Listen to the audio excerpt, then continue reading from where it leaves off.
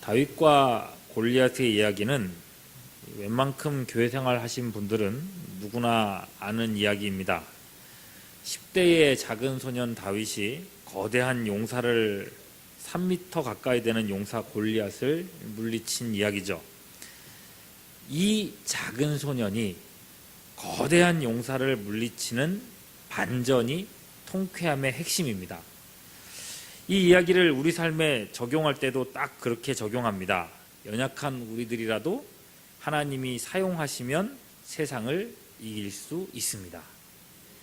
자, 이런 도전에 지금 하시는 것처럼 아멘이라고 화답을 하십니다. 물론 하나님이 사용하시면 우리는 세상의 어둠 주관자도 무엇도 다 이겨낼 수 있을 겁니다. 근데 정작 시간이 지나면서 우리 마음속에 한 가지 의문이 떠오르기 시작합니다. 하나님이 사용은 하실 텐데 하나님이 나를 사용하시는가? 왜 그러냐면요, 신앙생활을 오래 하시는 분들은 나름의 감이 있습니다. 하나님이 나를 사용하시지는 않는 것 같은 거예요. 다윗과 골리앗 이야기가 점점 남의 이야기처럼 느껴집니다. 여러분, 김연아 또는 박지성 같은 스포츠 스타들이 뜨고 나면요, 사람들은 저마다 환상을 품습니다. 우리 아이도 저렇게 될 수 있을 거야. 그래서요, 김연아 선수가 한참 이렇게 이슈였을 때 아이스링크에 가면 그곳에 아이들이 미어 터지도록 몰려 있는 것을 볼 수 있습니다. 제가 아이스링크를 왜 갔을까요? 네, 저도 혹시나 해서. 네, 가면 막 그 조그만 아이들이 막 스핀을 돌기도 하고 고급 기술을 하는 걸 보기도 합니다. 그런데요, 한 3년, 4년 시간이 지나가니까 같은 장소에 가보면 한산해져 있습니다. 어느 순간 깨닫는 겁니다. 김연아는 김연아인 겁니다. 아무나 다 김연아가 되는 게 아니라는 걸 깨닫는 겁니다. 우리 신앙생활도 비슷하게 흘러가는 것 같습니다. 처음 주님 만났을 때 첫사랑의 감격이 있을 그때에는 주님을 위해서 내가 뭐든지 할 수 있다고 생각합니다. 주님 원하시는 일이라면 뭐든지 할 수 있고 그걸 하면 하나님이 반드시 나를 책임져 주시리라 믿어 의심치 않았습니다. 다윗과 골리앗 이야기를 들을 때 그때는 다윗의 이야기는 곧 내 이야기였습니다. 다윗은 곧 나였습니다. 근데 시간이 지나면서 다윗은 다윗이고 나는 내가 되고 있습니다. 세상을 변화시킨다고요? 내가? 나 자신도 못 변화시키고 내 가족도 마음대로 안 됩니다. 그런데 뭘 변화시킵니까? 여러분, 대신방을 다녀보면 많이 듣는 이야기 중에 하나가 이겁니다. 아유, 목사님, 우리 가족도 어떻게 못하는데 내가 뭘 합니까? 내년부터는 빼주세요. 이런 얘기를 하지 마시기를 바랍니다. 네. 다윗 이야기는 그냥 다윗 이야기일 뿐이고 나하고는 하등 상관없는 이야기가 점점 되어간다는 것입니다. 하나님이 나를 사용만 하신다면야 세상도 이기겠죠. 근데 지금 와서 보니 나를 사용하시지는 않는 것 같다는 느낌을 받는 겁니다.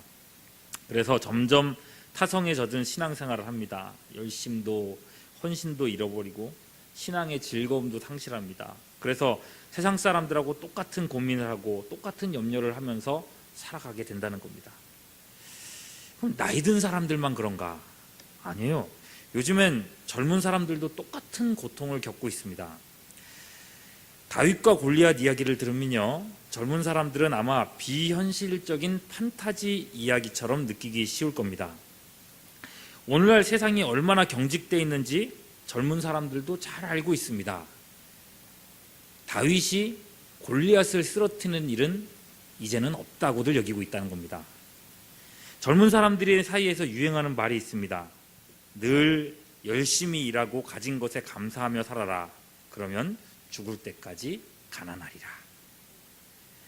인터넷 검색을 해보면요, 한 달에 이제 월급 받는 사람이 몇 년 동안 돈을 모아서 얼마만큼 돈을 모은다 그랬을 때에 그 몇 년 후가 되고 나면 돈 가치가 떨어져 버려서 가난하기는 매 한 가지다 라고 하는 그런 통계가 수도 없이 많이 나와 있습니다. 오늘날 젊은이들이요, 교육의 혜택을 받아서 머리가 비상합니다. 그리고 비상하기 때문에 열심히 일해봐야 한국 사회에서 미래가 없고 희망이 없다는 걸, 그리 밝지 않다는 것을 그들은 너무나도 잘 파악하고 있습니다. 그래서 나타난 신조어가 들어보셨습니까? 욜로라는 말입니다. 욜로. You only live once. 어차피 한 번 사는 인생이라는 거예요. 뭐 우리는 아니고 우리라고 하니까 우리 어른들도 마찬가지 않을까? 노세 젊은 노세, 그죠? 젊은 사람들만 있는 건 아닌가 보네요, 그죠? 어차피 돈 열심히 모아봐야 그 돈이 가치를 못할 텐데 지금 돈 벌고 사느라 비참하게 살고 늙어서도 비참할 것 같으면 뭐하러 돈 모으고 절약하는 거예요. You only live once. 어차피 한 번 사는 인생이다. 지금 버는 돈을 오직 지금을 위해서 즐기며 다 써버리자는 생각이 이 욜로라고 하는 생각입니다. 이런 사상을 갖고 사는 사람들을 욜로족이라고 부릅니다. 여러분, 이러한 시대에 골리앗을 이기는 다윗, 작은 다윗이 큰 골리앗을 이기는 그런 일은 판타지 저편으로 날아가 버리고 말았습니다. 우리가 다윗이 아니고 다윗이 될 수 없다는 걸 스스로 너무너무 잘 인식하고 있다는 겁니다. 오히려 우리는 다윗이 아니라 오늘 본문에 나오는 사울과 그 군사들 같은 사람들이라는 겁니다. 다윗의 형 엘리압과도 같습니다. 그들은 온통 외적인 모습만 보고 있습니다. 현상만 봅니다. 그것만 보입니다. 그 이상을 볼 수 있는 눈이 없습니다. 그래서 거기서 좌절하고 말았습니다. 여러분, 백성들을 보십시오. 사울이 왕으로 세워질 때부터 백성들은요, 사울의 외모를 봤습니다. 사무엘상 10장 23절 24절 같이 읽어보실까요? 시작. 그들이 달려가서 거기서 그를 데려오매 그가 백성 중에 서니 다른 사람보다 어깨 위만큼 컸더라. 사무엘이 모든 백성에게 이르되 너희는 여호와께서 택하신 자를 보느냐? 모든 백성 중에서 짝하리가 없느니라 하니 모든 백성이 왕의 만세를 외쳐 부르니라. 여러분, 보통 사람들보다 평균보다 머리가 하나가 더 큰, 어깨가 하나 더 올라가 있는 이 거대한 사울이라면 충분히 왕의 자질을 가지고 있다고 생각했습니다. 이 왕과 함께라면 우리는 뭐든지 할 수 있다고 생각했다는 겁니다. 그런데 그런 사울이라도 그보다 훨씬 더 큰 사람을 만나고 나니 그 키 큰 것이, 머리 하나는 더 컸던, 사람들이 열광했던 것이 아무 소용없는 것이 되고 말았습니다. 사무엘서는 외모에 대한 얘기가 많이 나옵니다. 사울에 대해서도 그랬고요. 다윗의 형제들을 찾아가서 다윗에게 기름 부을 때 사무엘도 마찬가지였습니다. 사무엘상 16장 6절 보면 사무엘이 이 엘리압의 외모를 보고 마음에 감탄하여 이르기를 여호와의 기름 부으실 자가 과연 주님 앞에 있도다 라고 얘기했습니다. 외모를 보고 환호하는 사람들, 외모를 보고 희망을 거는 사람들, 그리고 그 외모 때문에 절망하고 많은 사람들입니다. 여러분, 이 형 엘리압도 마찬가지였습니다. 다윗이 막 우리가 이래서는 안 된다고 이야기했을 때 화를 냈습니다. 다윗이 교만하고 완악하다고 책망했습니다. 뭐? 하나님의 군사를 모욕하는 사람을 왜 그냥 두냐고? 저 골리앗의 크기를 보고 얘기를 해라. 네가 말하는 거를 사람들이 모르겠느냐? 전쟁이 장난이냐? 입으로 하는 건 줄 아냐? 전쟁 해보지도 않은 녀석이 여기 나서서 뭘 하고 있느냐?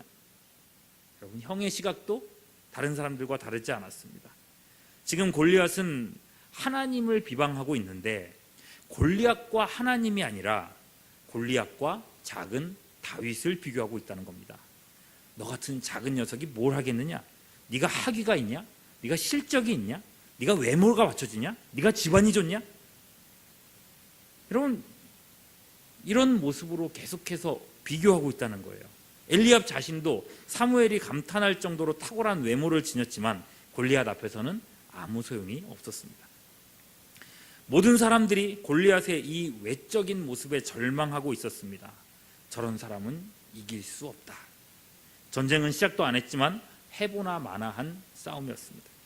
이것이 오늘을 사는 우리들의 자화상입니다. 하나님을 위해 뭔가 위대한 일을 해보려 했지만, 세상을 변화시켜 보겠다고 몸부림쳐 봤지만, 나 한 사람의 인생이라도 멋지게 살아보고 싶었지만, 골리앗과 같은 이 세상의 벽 앞에서 우리는 어느새 절망하고 있습니다. 세상은커녕 나 자신의 연약함 앞에서 어찌할 바를 모릅니다. 근데 여러분, 그걸 인정하는 것이 중요합니다. 그걸 아는 게 중요합니다. 다윗은 다윗입니다. 다윗을 대체할 수 있는 인물이라는 게 애초부터 없었습니다. 여러분, 오늘 말씀을 보십시오. 다윗이 형님들의 도시락 심부름을 하기 위해서 전쟁터에 갔습니다. 갔더니 거기에 3m 가까이 되는 장신 골리앗이 싸움을 도두고 있습니다. 하나님의 이름을 조롱하며 그 군사들을 멸시합니다. 그 위세 앞에 이스라엘의 왕도 그 군사들도 누구도 나서지를 못하고 있습니다. 모두 공포에 떨고 있을 뿐입니다. 그때 다윗이 이렇게 소리쳤습니다. 26절, 이 할례 받지 않은 블레셋 사람이 누구이기에 살아계신 하나님의 군대를 모욕하느냐. 자, 여기서 질문을 한 가지 드리죠. 잘 생각해 보십시오. 다윗이 이렇게 얘기를 했습니다. 어떻게 살아계신 하나님을 모욕하느냐 얘기를 듣고 어떤 군인 한 사람이 용기를 얻었다고 쳐보시죠. 그 사람이 갑자기 나가서 창을 들고 골리앗한테 나랑 싸우자 하고 나갔다면 그 사람이 골리앗한테 이길 수 있었을까요? 사울왕이 갑자기 도전을 받았습니다. 그래, 내가 정신을 못 차리고 있었군, 내가 나가야지 하고 사울왕이 칼을 들고 골리앗 앞에 나갔다면 사울왕이 골리앗을 쓰러뜨릴 수 있었을까요? 아마 처참하게 당했을 겁니다. 여러분, 다윗과 골리앗 이야기를 잘 읽어보세요. 이 무대는 오직 다윗을 위한 무대입니다. 20절 보시면요, 다윗이 전쟁터에 도착했을 때에 거기에 뭐라고 적혀 있는지 보십시오. 20절 말씀에 다윗이 전쟁터에 도착했을 때에 한 글자를 보십시오. 타이밍을 얘기하는 단어가 있습니다. 뭐라고 되어 있어요? 마침. 무슨 말인지 아시겠습니까? 마침 싸움이 시작되려고 하고 있었다는 겁니다. 또 여러분, 23절에 또 나와요. 다윗이 형들과 말하고 대화하고 있는데 또 나오죠. 뭐라고 돼 있어요? 예, 마침 여기 안 보이냐 왜? 저만 안 보입니까? 말할 때에 뭐라고 돼 있어요? 마침 골리앗이 하나님을 조롱하는 소리를 들었다는 말입니다. 여러분, 여기서 강조된 이 마침이라는 단어가 중요합니다. 이 타이밍이 중요하다는 거예요. 다윗과 골리앗의 만남은 예정된 만남이었습니다. 다윗을 위한 시간이었습니다. 다윗의 무대가 열리는 시간이었다는 말입니다. 여러분, 성경이 이 싸움을 기록한 목적은 하나입니다. 이스라엘의 왕은 이스라엘을 위기에서 건져내는 자여야 합니다. 골리앗을 쓰러뜨리는 다윗이야말로 이스라엘의 구원자요 메시아라는 걸 알려주고 싶었던 겁니다. 사울에게 천천을 돌린 백성들은 다윗에게 만만을 돌렸습니다. 그가 메시아의 사역을 했다는 말입니다. 여러분, 다윗이 오지 않았다면, 다윗이 싸워주지 않았다면 이곳에 있는 이스라엘 군사들은 다 몰살당하고 말았을 겁니다. 이스라엘 땅은 이방인들에게 유린당하고 말았을 겁니다. 이 전투 장소에서 필요했던 것은 어떤 사람의 용기가 아니었다는 말입니다. 군사들이 어떤 신앙의 전진이 아니었다는 거예요. 바로 왕으로 기름 부음 받은 다윗이 필요했던 겁니다. 그럼 이것이 우리에게 주는 의미입니다. 다윗은 우리가 아니라 메시아이신 예수님을 예표하고 있는 것입니다. 메시아 예수님이 계시는 곳에 인간의 위기는 사라집니다. 절망이 있던 곳에 예수님이 계시면 소망이 생겨납니다. 우리는 안 된다고 말하고 좌절할 때 예수님은 할 수 있다고 우리에게 용기를 주신다는 겁니다. 골리앗과 같이 우리 앞을 가로막는 영원한 죽음, 죽을 수밖에 없는 이 죄악의 자리에서 예수님은 죽음의 세력을 이기시고 승리하셨습니다. 승리하신 예수님은 우리에게 전리품으로서 구원을 주시고 은사를 주시며 세상을 이길 힘을 주십니다. 여러분, 이 힘은 어떤 힘인가?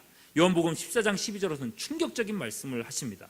내가 진실로 진실로 너희에게 이르노니 나를 믿는 자는 내가 하는 일을 그도 할 것이요 또한 그보다 큰 일도 하리니 이는 내가 아버지께로 감이라.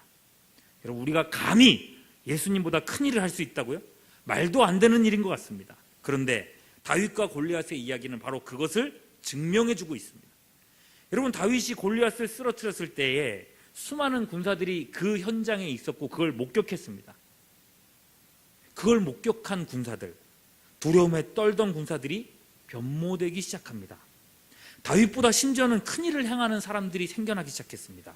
여러분, 사무엘하 21장으로 가면요, 다윗의 부하들이 엄청난 역사를 일으키는 현장을 보실 수 있습니다. 블레셋에는 골리앗만 거인이 아니었습니다. 그 외에도 여전히 거인들은 많이 있었습니다. 21장 16절로 가보면 거인족의 아들 중에 무게가 300세겔 되는 노창을 들고 세 칼을 찬 이름이 뭐예요? 잘 읽으시네요. 저는 되게 어려운데 이스비브놉이라는 사람이 나옵니다. 예, 이 사람이 누구라고요? 거인족의 아들이라 그랬습니다. 그죠? 거인이 또 나왔어요. 그때 17절 말씀 뭐라고 적혀 있습니까? 스루야의 아들 아비새가 뭐라고 돼 있어요?